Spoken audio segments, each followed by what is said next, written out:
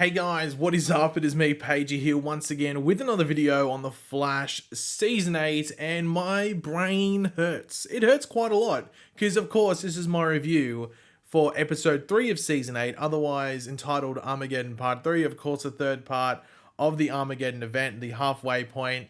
And yeah, you shouldn't be watching this if you haven't seen the episode, because spoiler alert, or spoilers alert, because there's lots to talk about. And that ending, I was not expecting it to go down that route and potentially where the remainder of this event could be for the last two episodes, but just whoa. And I'm still processing things as I'm talking here, but that's how my reviews go. It's sort of like a bit of a reaction at the same time, because just holy wow.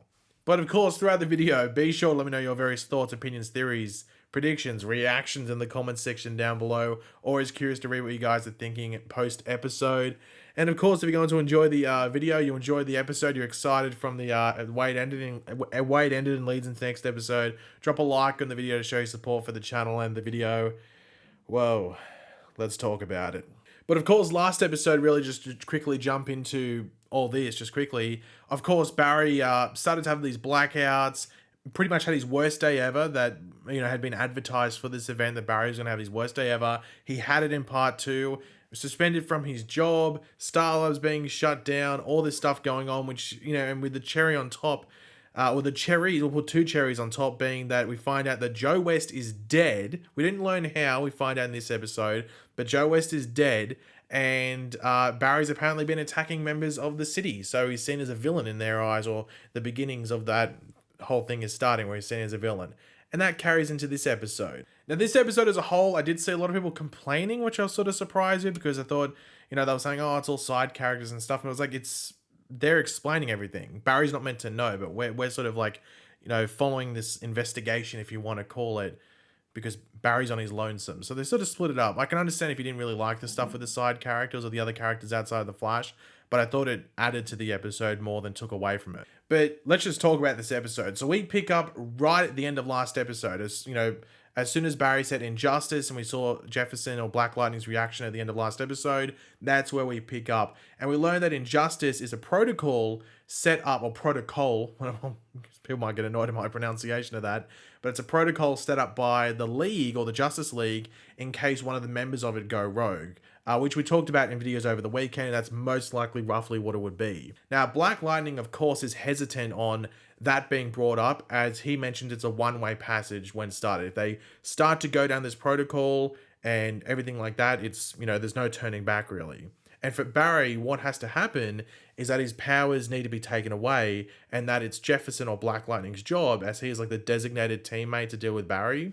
So you'd assume with like Superman, it would be Supergirl and vice versa, and with different members, there'd be someone for Martian Manhunter, there'd be someone for Batwoman, there'd be someone for Sarah or White Canary, and everything like that. However, if Black Lightning does take Barry's away completely, they're gone forever, and that's why this whole process should not be taken lightly. Now, Despero, of course, as you'd expect, is scanning all over for Barry, yet to find him, and Cecile is able to read Despero, so she should know roughly when Despero gets a sniff. Or maybe Despero is just letting her, get that sniff, if you know what I mean. But in regards to Barry going gaga, or a bit crazy, Iris is suspicious that Barry might not be going gaga, and he's the only one actually thinking clearly, with Iris bringing up the footage of Joe's accident, which was him falling onto train tracks. So we assumed it wasn't going to be anything cop-related, because he was retired. And even they said on the little plaque there, he was retired. So it wasn't him going to a crime scene or anything like that, you know what I mean? So it was always going to be something outside of that. So it could have been him going to the shop and there was a hold up and he gets shot that way, or there's an explosion, he just gets caught up in it. But it's him falling on train tracks, which was random. But was it random? Well, we'll talk about that as the events of this episode, start to fold out. But the video does show Joe disappearing, like sort of like a split second before the train hits him. He just vanishes, which opens up an investigation for Iris, which Cecile is like 1010% against. And we do get that Iris versus Cecile scene, which I thought was great between those two characters. I thought Cecile had a pretty strong episode as well. Definitely, at least acting-wise, is probably the strongest episode that the actresses had. Maybe not story wise for the character, but definitely like with a lot of like powerful scenes with the character and the actor as well. I thought it was really good. And I think with Iris, I mean, she had a really good first episode as well. Like last episode, there wasn't a ridiculous amount of Iris. It was really, she wasn't in too many scenes last episode. But episode one, she had a really strong episode. This episode was really, really strong for Iris as well. Now, Cecile, Caitlin, and Chester are on mission. Find Barry before Despero does. That's pretty much the best way to label the mission, which is quite difficult due to Despero's mental powers. But of course, technology can help with that, and some more mental power, which is where we have the top entering the story for this episode. But we'll come back to that. Now, Iris and Allegra do go to the train station where Joe's accident happened, and Iris sees some like this weird material, like just this weird, material that's sort of like floating above the train tracks, and it's just a bit odd. I wasn't too sure what it was. I thought it might have been Eternium, which was the thing in season 6 that Nash Wells said was like that he was looking for, and it's from the future and everything like that. And I thought it could have been something along those lines, but it's not. But they do decide, like Iris and Allegra decide to get a first-hand account on the events at the station, with the security officers showing the backup footage as the initial footage that was affected, that Iris had was affected by like a power surge and power glitch. And we actually see that Joe doesn't appear, at least, to disappear like the initial footage does. So it makes Iris go, well, it happened. Like, he actually did get hit by the train. Now, back at the Hall of Justice, Barry is working on the device to sort of control him and start the protocol, with Jefferson talking about Bill Henderson, who was a character on Black Lightning, and Jefferson talks about what he did for Jefferson, sacrificing himself, where, Jefferson went on to have some ongoing guilt, which was seen in the final season of Black Lightning, and Jefferson even mentions Gambi as well. So there's little nuggets of stuff there with Black Lightning.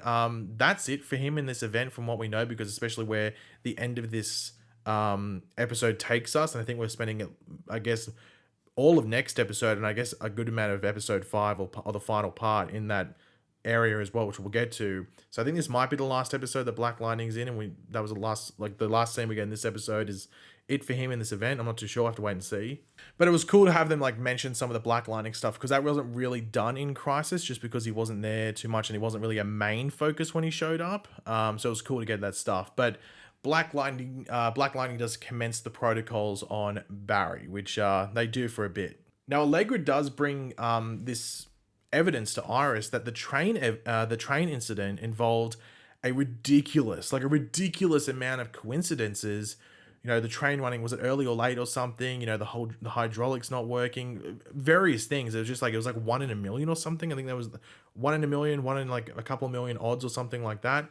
Like, how does that happen? So someone must be pulling the strings behind the scenes. But amongst that evidence, Iris once again sees the same material that was on the train tracks, which makes her go, okay, well, something's up here, because she was sort of going like, Allegra, no, he's gone, I've got to deal with it. But then she sees that and it definitely changes her mind. And this is when we have Iris purposely, like on purpose, going to the train station when her appointment with Dion Owens is scheduled, the holder of the Still Force. And it was mentioned earlier in the episode that like they had a meeting scheduled later that night. And this is, in order to get, she does this in order to get like Dion's help and just opinion on all these particles that are around. But Dion says like pretty confidently that there is no one messing with the timeline. Like, he would know without a doubt if that was happening. So what's going on? Well, Iris wants to undo the treatment that she has undergone in order to potentially learn what's happening. So she would pretty much have the full extent of what she had before. And this is where Iris sees the particles, not in one little area, but they're everywhere. And it's sort of like they're like degrading. And Dion realizes that someone has tapped into not the Still Force, but the negative Still Force in order to change the timeline. Joe's death wasn't meant to happen. That's been changed because someone's tapped into the negative Still Force, and it's pretty much, played into everything bad that's happening. Big reveal, not only because Joe wasn't meant to die, but because someone's tapping into the negative Still Force, and we pretty much find out who that is later in the episode. Now, Chester finishes his contraption to combine like the top and Cecile's powers to try and reach Barry, and Cecile is struggling to handle all these like emotions and everything coming in, And Top is able to sort of like ignore any negative stuff out there to sort of power through it, because I mean she's a bad girl, villain and everything like that. But she uses that tough approach to get Cecile through it, but they are unable to actually complete the process before there's like this overload. However, Despero was also tapped in and sort of watching them. So this leads to him, things getting worse with the particle accelerator being turned on. But of course, this is being done by Despero, and he uses the power of the particle accelerator going off to increase his own powers, his own mental powers, leading him to Cecile and Top, where they've been able to see Barry. Now, Despero gives Top like a mini aneurysm. I thought he gave her like a full-on aneurysm and she died, but it's like a mini one, I guess, because she doesn't die. Caitlin says that she's still alive. I guess it's because they'd still want to use the character in the future, and I guess that's the last scene we'll see with that character in this Armageddon event. So why kill her off just for the sake of it? They may as well keep her alive. But Despero is able to crack through Cecile and locate Barry despite Cecile's best efforts.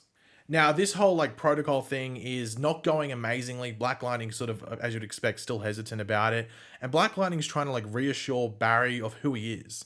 And it goes against what Barry wants of him, making Barry crack a bit. Now, it's not like an evil crack, where he's going to kill Black Lightning or Jefferson, but it's just like a crack out of frustration, but definitely something of concern. And we get like a bit of a Flash versus Black Lightning fight, which is pretty cool to see. Two lightning-based, heroes going up against each other.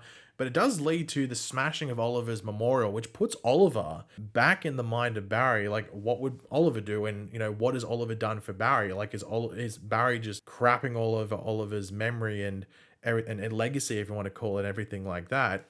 With Black Lightning bringing back his well-known "Where is the future" speech from his time on Black Lightning. He used to say to the kids when he was a principal at the school and everything like that. So I thought that was a really cool thing. As I said, there was a lot of Black Lightning, name drops and little, mentions of events previously in the episode. But to have that speech, I thought was really cool to bring it to Barry like he would the kids at his school. But of course, as you'd expect, Despero attacks with all force. Well, he attacks Black Lightning, like gets him at a surprise. But Iris and Dion arrive just in, at the same time pretty much, and try and convince Despero about all these timeline changes and that someone is messing with him. But of course, Despero's not going to believe them, because at the end of last episode, they let Barry get away. So they just think you can understand Despero being like, no, you're lying.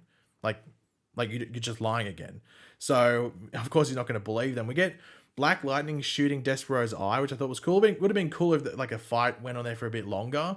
But I guess, Barry was going to run away quickly anyway. So I guess there's no need to have it to go too long. Maybe an extra like 20 or 30 seconds would have been cool though. But Barry needs to travel to the future to learn who really causes Armageddon. So who causes it? I thought Barry was going to arrive then. He was just going to see someone running around doing something like that, or, killing people. I don't know what it was. But we arrive in 2031 Central City, like we did right at the beginning of episode 1, when we saw Despero looking among the destruction, everything like that. But nothing's happening. It's just, it's a bit of chaos, but nothing's majorly happening there. It's just like the beginning of Armageddon and everything like that. And we see that there is a West party happening at like a West party function thing going on, with Barry going in and seeing Ryan Wilder, or Batwoman, Alex Danvers, Ryan Choi's there as well. Chester's got like long dreads, like different hairstyle for sure. Like Allegra's there, like they're all there because Cecile's there with all the Team Flash members. But who's there as well? It's Thawne. Thawne is there, and he's not just hanging out. He's marrying Iris, or something like that. Like, what? What? Like, so much what? The biggest what you could possibly give. Who thought we'd see that? He's marrying Iris. With the others saying, and like that's not even the most weird thing. The others turn around, like Iris sees Barry like in disgust. The others turn around in disgust. They are not pleased to see him there. They are angry, and Thawne is smirking his little ass off. He is smirking so much. What's going on? What is going on at the moment? I cannot wait to see what part 4 brings. I've said this in previous videos, like 1 or 2 videos, but I've been told that part 4 and 5 of this event are weird. But weird in the best way possible. Like, they take the Flash in an area you didn't think it would go. Now I know why someone told me that. Now I know why. Because look at the end of that episode. Jesus H. Christ. Wow. I don't even know if there's more to say. What is going on? And more importantly, how the hell is Barry going to fix it?